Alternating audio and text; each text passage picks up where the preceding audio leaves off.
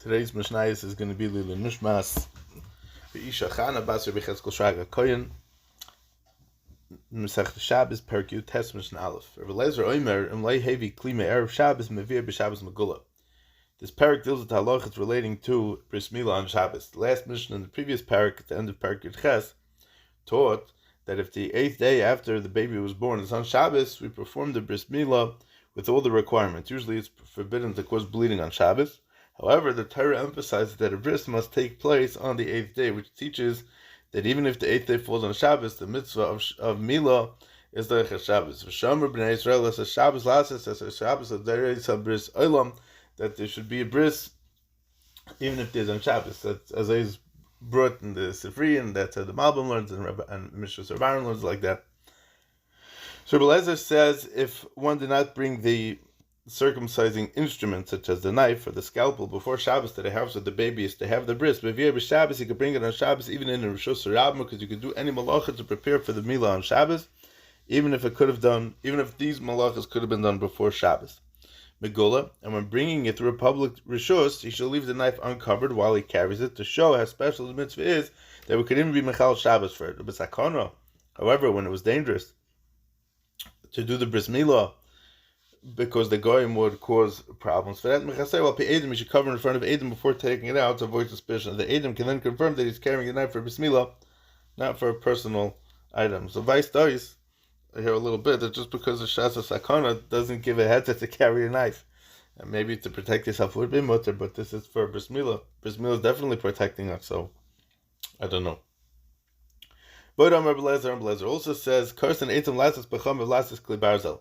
If no knife is available on Shabbos, we may even cut down trees, burn the wood to make charcoal, and then light the charcoal so that he can use to shape an iron instrument for the milah.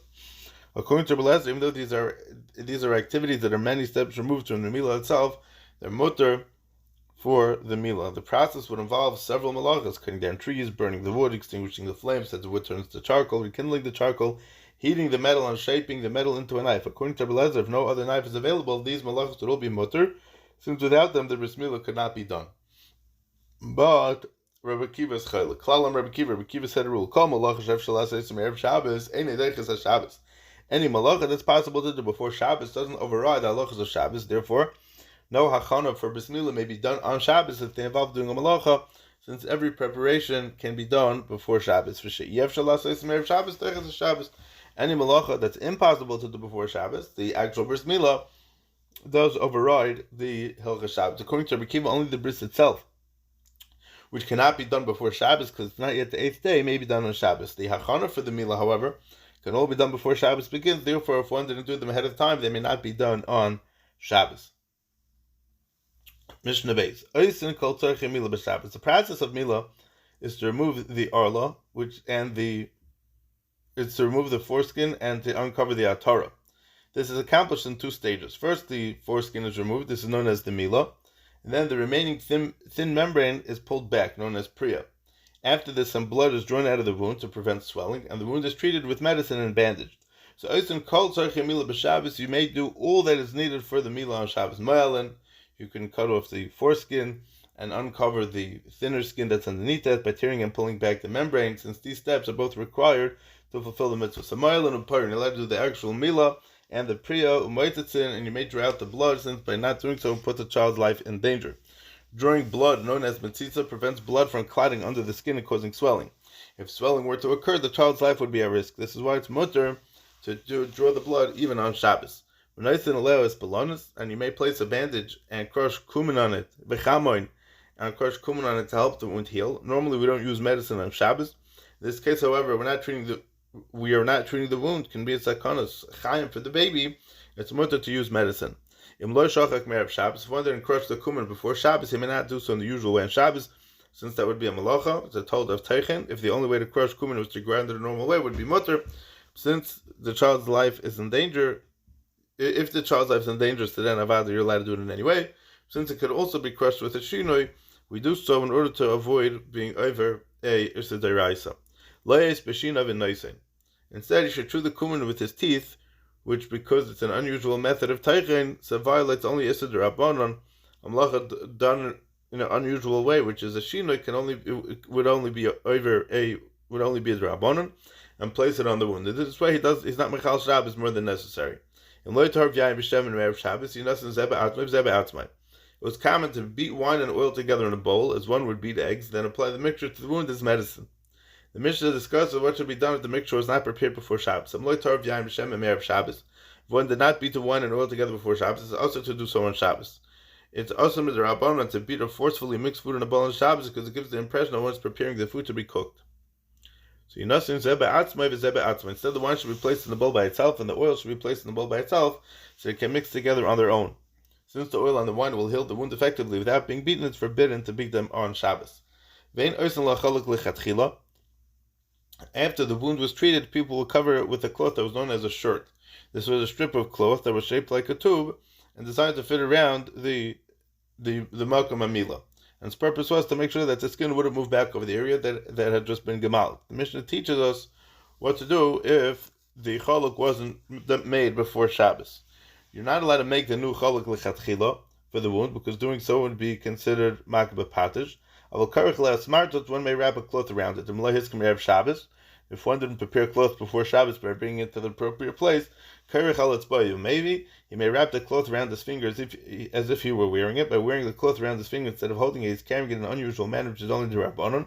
The Chachama allowed us to transport the cloth in this unusual way for the sake of Bris Milah. However, he did not allow it in other situations. So he may bring it from a different house, even if he must carry it through a chotzer, which would be also because even if he didn't have a Ruvei Chatzer, so even if bringing it from a different courtyard, from which is also Midrabanan, because of if he did not have a Ruvei Chatzer, still allowed to do it because he's allowed to bring it for the Milah. Mishnah Gimel, Machitzin Etzakatan, you may use warm water to wash the child who just got a bris, Ben Lefnei HaMilah, whether it's before the bris to give him strength, Ben La'achar HaMilah, even after the bris to help the child heal. Although it's normally forbidden to bathe with hot water on Shabbos, it's mutter because of the bris. After the bris, it's mutter to wash the child because his life's in danger. If necessary, it would be mutter to even heat water for him on Shabbos. Before the bris, however, the child is not yet in danger. The reason it's mutter to wash him is because the usual issur against washing on Shabbos doesn't apply in this case. The Rabbanan asked bathing with warm water because they were afraid that the bathhouse attendants would heat water on Shabbos. Since the baby would never be bathed in a bathhouse before his milah, the Chacham were matter washing him in warm water. However, since the child is not in a sakona, it's also to heat water on Shabbos for before the bris. So if one forgot to heat water before Shabbos, the bris would have to be postponed.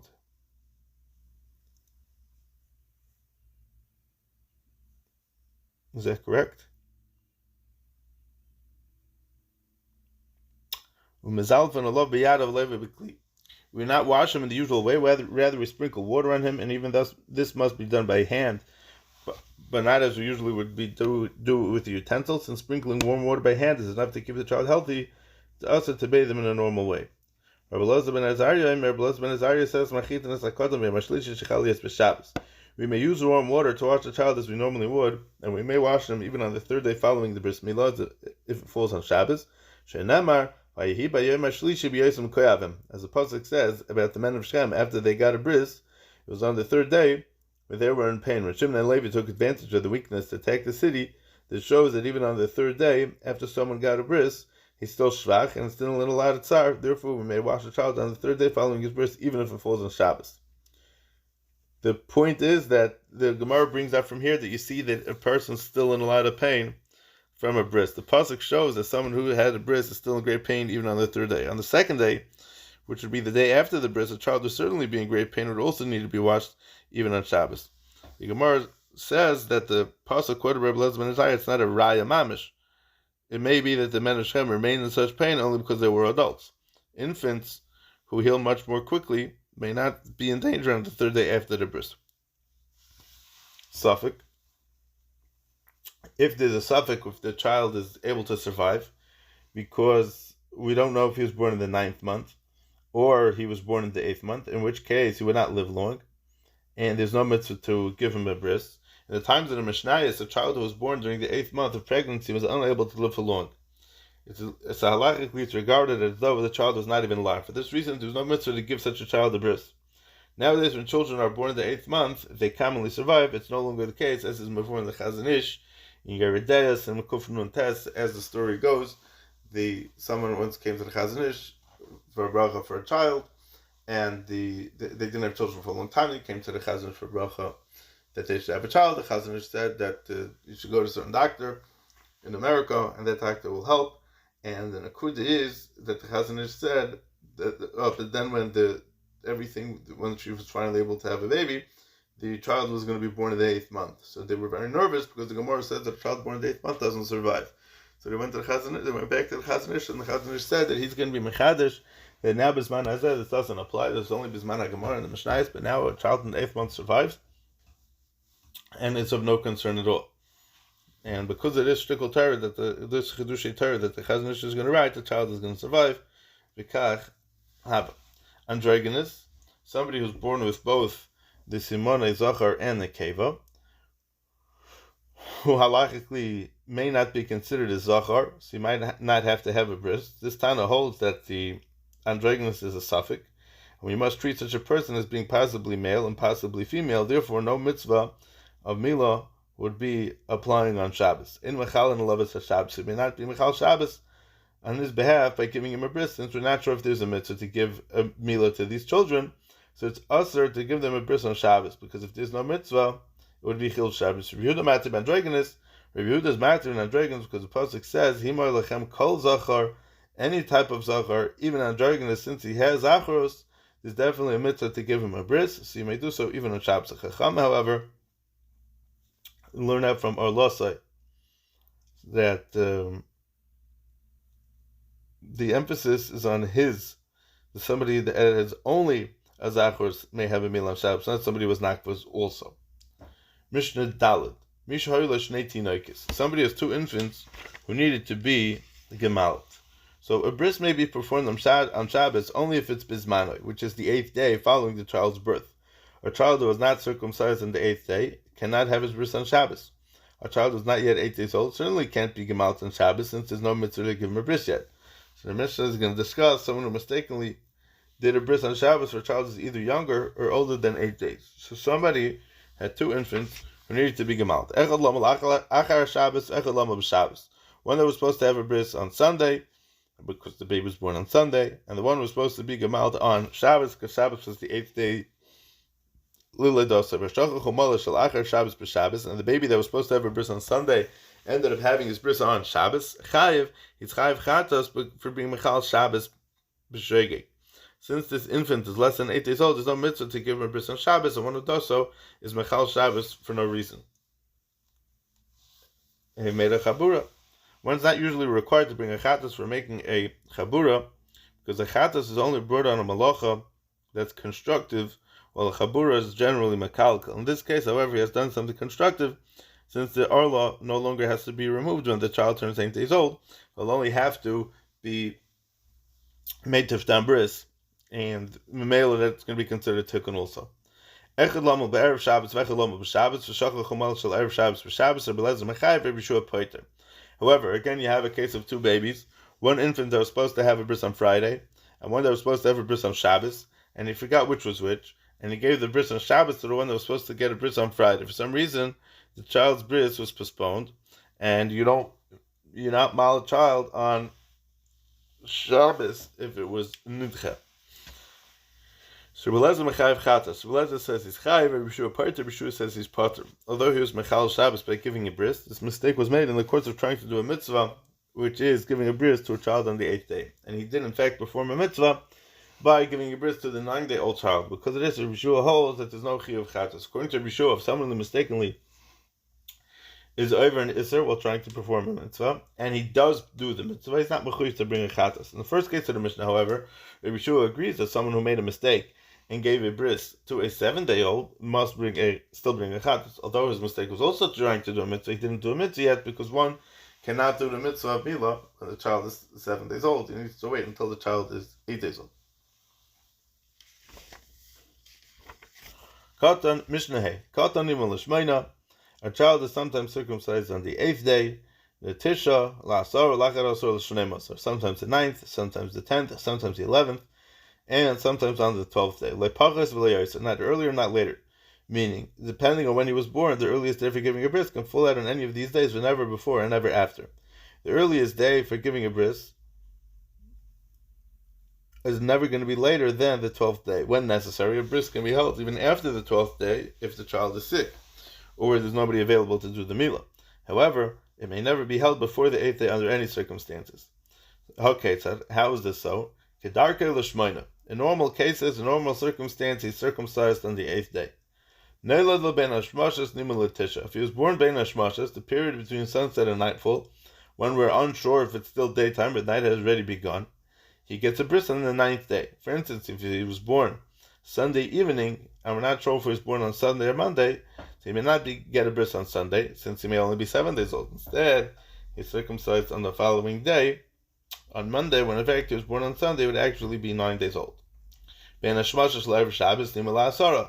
If he was born during Ben hashmashas on Friday night, he gets a bris on Sunday, which is the 10th day. He may not get a bris the following Friday, since he's only 7 days old.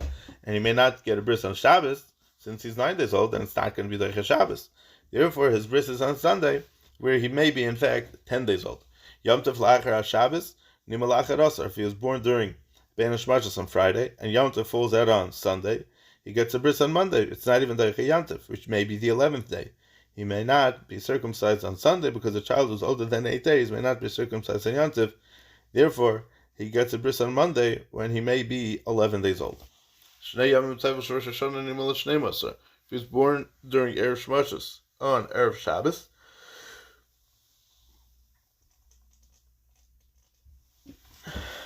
and the 2 days of Rosh Hashanah are Sunday and Monday, he's going to get a bris on Tuesday, which may be the 12th day, since he may not get a bris on either day of Rosh Hashanah, because it's not Vade the 8th day. A sick child that doesn't get a bris until he becomes healthy and remains so for 7 full days, to be sure that the bris will not endanger him. He must, may ace, meaning it has to be a total of 168 hours. This applies when the child has an illness that affects his entire body, even if he's not dangerously ill. However, if his illness affects only one of his be'echad me'ivarov, he gets a bris as soon as he's able to, as soon as he recovers and is able to. Mishnah Vav. Elu hein tzitzana ma'ak ben asamila. These are the shreds of parts of the arla, the small pieces that remained from the arla that weren't completely removed, that would make it that the milah is not kosher. Basra chayfes reva atara, flesh of the foreskin of the arla that covers the atara. As long as these shreds remained, the milah is no good, and the child is still considered not gemalt. Once all the tzitzin hama'akfen are removed, the milah is valid even if smaller pieces are still there. Therefore, if a kayin had a bris, but the tzitzin and ma'akvin are still there, he cannot eat truma until they're removed, because a kayin who is not gemalt cannot eat truma. If the child was plump, if he was heavy, so even after the orla is removed, so then the basar still covers it over, so it may look like he didn't have a bris. He should cut away some of the more of the skin, because it looks like it didn't get a milah, because it'll look like the child did not have a bris, even though he did get a bris. Following the removal of the arla, they do priya. This involves tearing the thin membrane that covers the atara and peeling it back, exposing the area of the bris. So if he did the milah, but he didn't do the priya, it's as if he didn't do the milah at all. Therefore, if he was doing a bris on Shabbos and did not do the priya, he must return to it, even if he already has taken his hands away, as is before in the Gemara. Because al tzitzin ha'ma'akvin chayzer, al tzitzin she'en ma'akvin einay chayzer. For tzitzin ha'ma'akvin asamila is chayzer, but for tzitzin that are not ma'akv the milah, he doesn't have to go back, because the only tzad to go back for that is hiddur mitzvah, but about is mekayim the ikar mitzvah. Ad kan parakut tes.